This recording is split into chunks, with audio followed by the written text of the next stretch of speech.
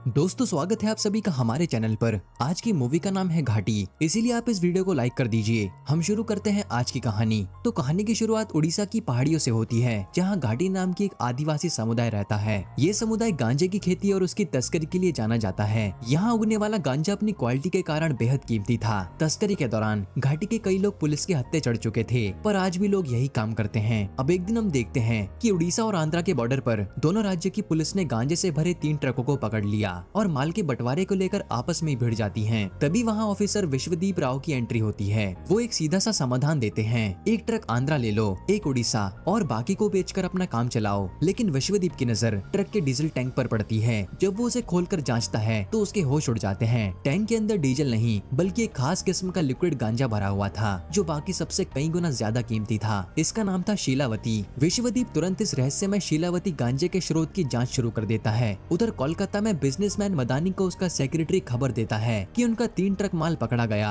हालांकि ये माल मदानी के पास जा रहा था, लेकिन इसके असली मालिक 2 भाई थे, कस्ताला और कुंदुल, जो इस इलाके के गांजा माफिया थे। यहाँ वो हैरान थे कि पुलिस ने उनके लिक्विड गांजे को पकड़ कैसे लिया। फिर सच्चाई का पता लगाने के लिए दोनों भाई अलग अलग निकल जाते हैं। एक भाई बिजनेसमैन के पास जाता है और दूसरा खेती करने वालों के पास। अब शक के आधार पर ये कई लोगों को मौत के घाट उतार देते हैं। इसके बाद हम शीलावती नाम की एक बस कंडक्टर को देखते हैं, जो राजू नाम के लड़के से बेइंतहा प्यार करती है। राजू एक लैब में टेक्नीशियन का काम करता है। काम खत्म होने के बाद शीलावती राजू से मिलती है और दोनों घूमने जाते हैं। फिर यहाँ अगले दिन उड़ीसा पुलिस घाटी के लोगों से पूछताछ कर रही थी। तभी राजू वहाँ से कुछ पैसे देने पहुँचता है। पुलिस उससे पूछती है क्या वो भी यहाँ घाटी में काम यानी गांजे की तस्करी में शामिल है। एक गाँव वाला बताता है कि राजू अब ये काम छोड़ चुका है। वो बताता है कि एक बार अपने पिता के साथ तस्करी करते समय वो पुलिस की गोलीबारी में फंस गया था, जिससे उसके पिता मारे गए और पुलिस वालों ने राजू को खूब टॉर्चर किया। उस दिन के बाद उसकी माँ के कहने पर राजू ने यह रास्ता छोड़ दिया, इसीलिए पुलिस उसे कुछ नहीं कहती और जाने देती है। इधर ऑफिसर विश्वदीप उस गांजे डीलर तक पहुंच जाते हैं, जहां से उसे लिक्विड गांजा डिलीवर हुआ था।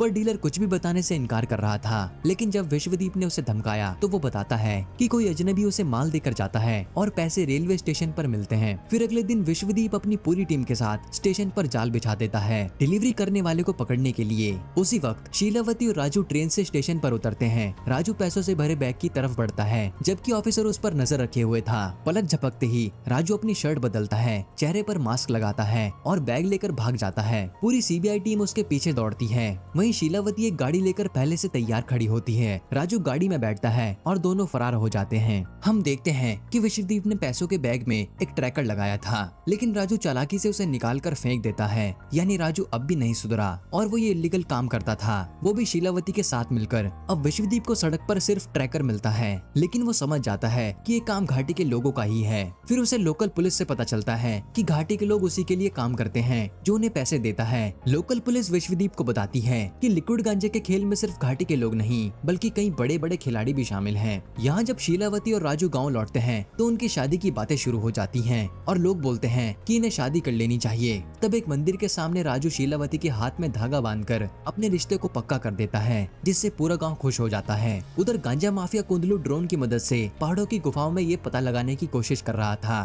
कि आखिर यहाँ लिक्विड गांजा बना कौन रहा है। तब उसे एक गुफा में घाटी के लोग ये बनाते हुए दिखते हैं। वो वहाँ पहुंचकर हंगामा खड़ा कर देता है। असल में घाटी के लोग अब माफियाओं के लिए काम नहीं करते बल्कि खुद का ऑयल गांजा बनाकर बेच रहे थे, जो कुंदलू को बर्दाश्त नहीं था। फिर जैसे ही राजू और शीलावती को कुंदलू के हमले की खबर मिलती है, वो तुरंत वहाँ पहुँचते हैं, जो देखते हैं कि कुंदलू घाटी के लोगों को उनके बॉस का नाम पूछ रहा होता है। तभी राजू और शीलावती सामने आते हैं। कुंदलू गुस्से में कहता है यहाँ सिर्फ मेरा माल बिकेगा, तुम्हारी हिम्मत कैसे हुई मेरे सामने ये सब करने की। जिस पर राजू उसे कहता है कि पार्टनरशिप कर लो, तुम्हारा ही फायदा होगा। लेकिन कुंदलू और भी भड़क जाता है और कहता है ये पूरा इलाका मेरा है, तुम्हारी इतनी हिम्मत। तभी उसकी नजर शीलावती के हाथ में बंधे शादी के धागे पर पड़ती है और वो उसे खींचकर फेंक देता है। ये देखकर राजू का खून खौल उठता है और वो कुंदलू के साथ साथ उसके आदमियों को जमकर धुनाई करता है। इसके बाद राजू और शीलावती घायल कुंदलू को लेकर मदानी के पर्सनल सेक्रेटरी के पास पहुँचते हैं। राजू कहता है हमारी डील आपसे हुई थी, लेकिन आपके आदमी हमें रोक रहे हैं, हम किसी की गुलामी नहीं करेंगे। फिर जब कुंदलू का भाई कस्ताला अपने भाई को इस हालत में देखता है तो वो गुस्से से आग बबूला हो जाता है। वहीं राजू आकर कस्ताला को भी ऑफर देता है कि हमसे हाथ मिला लो वरना हम अपना माल कहीं और बेच देंगे। ये कहकर वो चला जाता है। फिर एक नेता उसे बताता है कि राजू और शीलावती का रिश्ता बहुत गहरा है, वो दोनों मिलकर साथ में कुछ भी कर सकते हैं, क्योंकि राजू जब छोटा था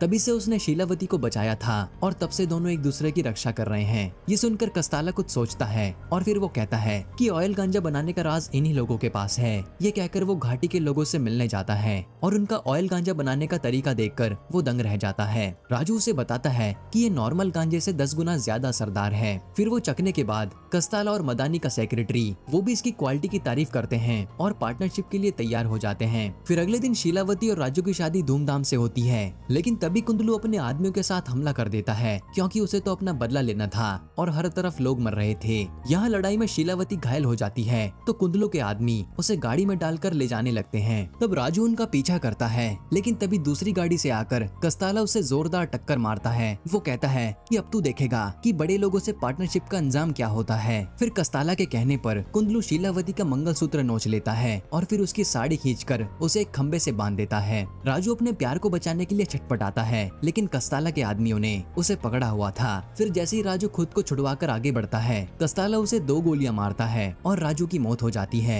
जिसके बाद कुंदलू शीलावती के सारे कपड़े निकाल देता है, जिससे शीलावती जैसे पत्थर की हो जाती है। अब हम कुछ दिनों बाद ऑफिसर विश्वदीप को देखते हैं, जो राजू की तलाश में उसके लैब पहुंचता है, जहां उसे पता चलता है कि राजू मर चुका है। तब वो राजू के असिस्टेंट विनोद को पकड़ता है। विनोद कहता है कि मुझे कुछ नहीं पता, लेकिन फिर वो डर के मारे बताता है कि राजू जो कुछ भी कर रहा था वो घाटी के लोगों के भले के लिए कर रहा था। उसने बताया कि कैसे स्कूल और अस्पताल बनाने के लिए उसे मिले हुए सरकारी फंड से कई गुना ज्यादा पैसा राजू ने सरकार को दिया है, ताकि वो लोग उनके गाँव में हॉस्पिटल और स्कूल बनवा सकें। एक तरह से राजू रॉबिन हुड था, जो इन पैसों का अच्छा काम करता है। ये सुनकर विश्वदीप विनोद को ले जाता है। इधर शीलावती अपने पति राजू की कब्र पर जाती है, क्योंकि वो दुख बर्दाश्त नहीं कर पा रही थी। यहाँ से सीन फ्लैशबैक में जाता है और हम देखते हैं कि कैसे घाटी के लोगों की गरीबी और लाचारी देखकर शीलावती ने ही राजू को दोबारा ये काम करने के लिए मनाया था, क्योंकि घाटी के लोगों के बारे में कोई भी नहीं सोचता था और बड़े बड़े लोग घाटी के लोगों का बस फायदा उठाते थे। फिर प्रेजेंट में शीलावती कब्र के सामने दोबारा से अपना मंगलसूत्र पहनती है और फैसला करती है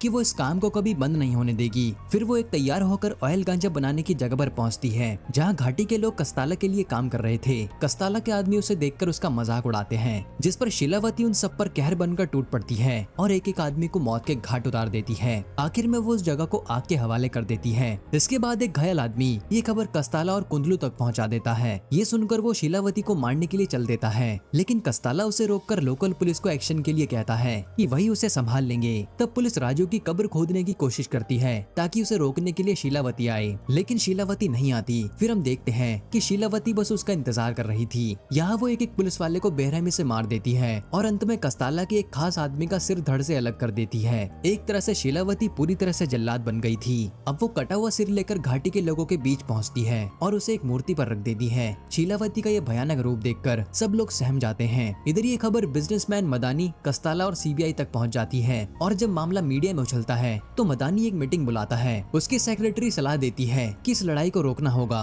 वरना हम सबका नुकसान होगा।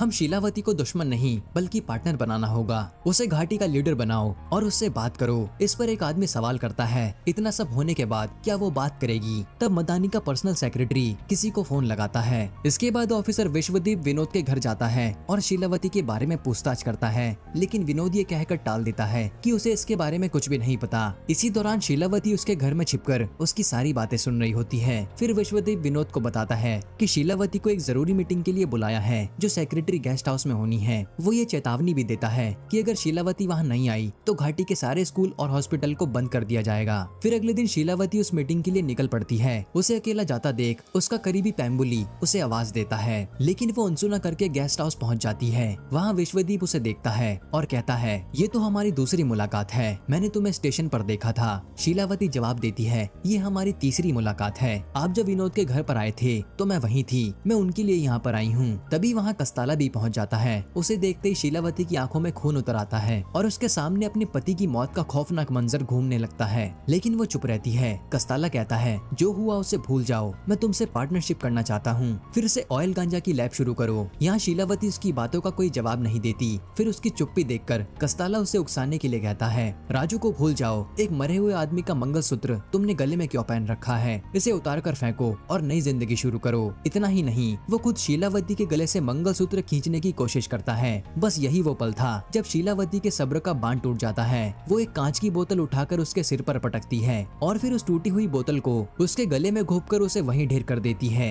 ये देखकर कस्ताला के आदमी उस पर हमला कर देते हैं। हालांकि शीलावती उन सब पर भारी पड़ती है। इसी बीच एक गोली उसे भी लग जाती है। हालांकि वो घायल होकर भी भागती है, लेकिन कस्ताला के आदमी गाड़ी से उसका पीछा करते हैं। फिर थोड़ा आगे जाते हैं। कस्ताला के गुंडे गाड़ी के टायर पर गोली मारकर उसे पलट देते हैं। जैसे ही दो आदमी शीलावती को खत्म करने के लिए आगे बढ़ते हैं, पेम्बुली वहाँ पहुंचकर उन पर गोलियां बरसा देता है और घायल शीलावती को एक सुरक्षित जगह पर ले जाता है। अब वहाँ उसके शरीर से गोली निकाली जाती है तो दर्द कम करने के लिए उसे गांजा दिया जाता है। नशे और दर्द की हालत में वो मौत के दरवाजे पर पहुंच जाती है, जहाँ उसे राजू दिखाई देता है। वहाँ राजू से कहती है कि तुम्हारी मौत के बाद मेरा दिमाग काम नहीं कर रहा, मैं बस सबको मारे जा रही हूँ। तब राजू उसे हिम्मत देते हुए कहता है कि तुम जो कर रही हो सही कर रही हो, तुम्हें ही घाटी के लोगों की किस्मत बदलनी है। फिर गोली निकालने के बाद पेम्बुली बेहोश शीलावती को गाड़ी में लेकर निकलता है तो देखता है कि कुंदलू के आदमी उन्हें हर जगह ढूंढ रहे हैं। वहीं कुंदलू अपने भाई कस्ताला का अंतिम संस्कार करके बदले की आग में जल रहा होता है। अब अगले दिन पेम्बुली शीलावती को लेकर केबल कार के जरिए छत्तीसगढ़ भागने की तैयारी कर रहा होता है, लेकिन कुंदलू के आदमी वहाँ भी पहुँच जाते हैं। शीलावती अब भी बेहोश होती है। पेम्बुली के साथी को वो लोग मार देते हैं तो पेम्बुली अकेला लड़ने की कोशिश करता है, लेकिन बुरी तरह से पिट जाता है।